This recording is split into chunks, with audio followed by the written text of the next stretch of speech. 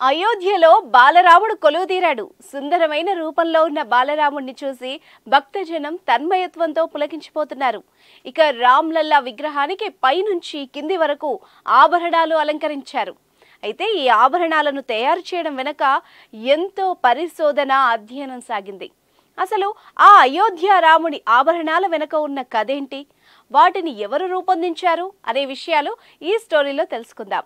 5 శతాబ్దాలుగా కలలుగన్న అయోధ్య రామ మందిరంలో కొలువు తీరిన రాముడి విగ్రహం ఎలా ఉంటుందోనన్న ఉత్కంఠకు తెరపడింది. Gautam neuro care, brain stroke, migraine, fits, brain and spine surgeries కి బెస్ట్ న్యూరో సర్జన్. 5 ఏళ్ల వయసున్న బాలుడి రూపంలో ఉన్న రామ్ లల్లాకు అయోధ్య గర్భగుడిలో ప్రాణప్రతిష్ఠ చేశారు. అయితే ఆ రామ్ లల్లాకు భారీగా ఆభరణాలను అలంకరించారు. ఆ బాలరాముడికి అలంకరించిన ఆభరణాల వెనుక చాలా స్టోరీ ఉంది. ఎంతో పరిశోధన చేసి అధ్యయనాలు జరిపి ఆ ఆభరణాలను తయారు చేయించారు.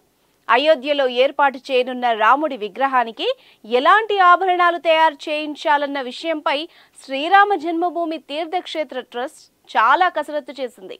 ఆధ్యాత్మిక రామాయణం, వాల్మీకి రామాయణం, రామచరిత్ మానస్, అలవందర్ స్తోత్రాలను పరిగణలోకి తీసుకున్న తర్వాతే బాలరాముడికి అలంకరించే ఆభరణాలను తయారు చేయించినట్టు శ్రీరామ జన్మభూమి తీర్థక్షేత్ర ట్రస్ట్ వెల్లడించింది. ఉత్తరప్రదేశ్ రాజధాని లక్నోలోని అంకుర్ ఆనంద్కు చెందిన హర్సా హైమహల్ షియామ్ లాల్ జ్యువెలర్స్ వారు ఆ ఆభరణాలను డిజైన్ చేశారు. ముందుగా రామ్ లల్లాను బనారసీ వస్త్రంతో అలంకరించారు. పసుపు పచ్చ పంచెతో పాటు ఎరుపు రంగు అంగవస్త్రాన్ని ధరింపజేశారు. ఈ అంగవస్త్రాలను బంగారపు వర్ణం జరీతో తయారు చేశారు. దానిపై శంఖం, చక్రం, పద్మం, మయూర్లను ముద్రించారు.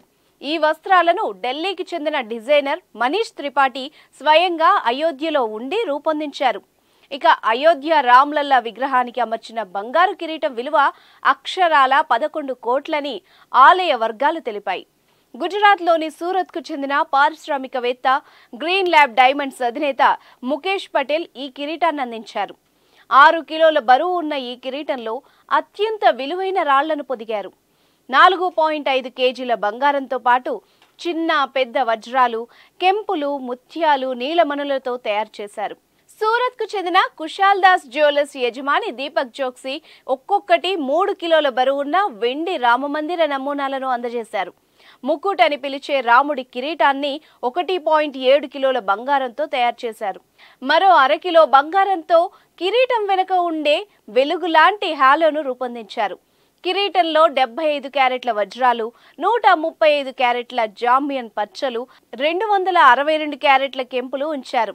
ఆ ముకుట్ మధ్యలో ఉన్న సూర్యుడు శ్రీరాముడి వంశమైన సూర్యవంశీ లోగోను సూచిస్తుంది. సుమారు 16 గ్రాములుండే తిలకాన్ని శ్రీరాముడికి అలంకరించారు.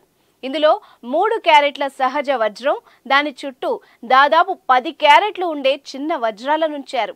ఇక ఉంగరాల విషయానికొస్తే కుడి చేతి ఉంగరానికి 4 క్యారెట్ల వజ్రాలు, 33 క్యారెట్ల పచ్చ బంగారంతో 65 గ్రాములతో తయారు చేశారు. ఎడమ చేతి కోసం 26 గ్రాముల రూబీ రింగులతో వజ్రాలు, కెంపులు పొదిగి రూపొందించారు. బంగారంతో చేసిన చిన్న గుండ్రని నెక్లెస్ 500 గ్రాముల బరువు ఉంది.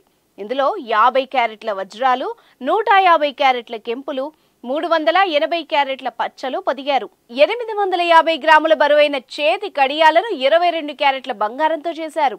దాదాపు 100 క్యారెట్ల వజ్రాలు, 320 క్యారెట్ల కెంపులు, పచ్చలు వీటిలో పొదిగారు. బంగారం, వజ్రాలు, కెంపులు పొదిగిన కడియాలను సుమారు 400 గ్రాముల బరువుతో తయారు చేశారు.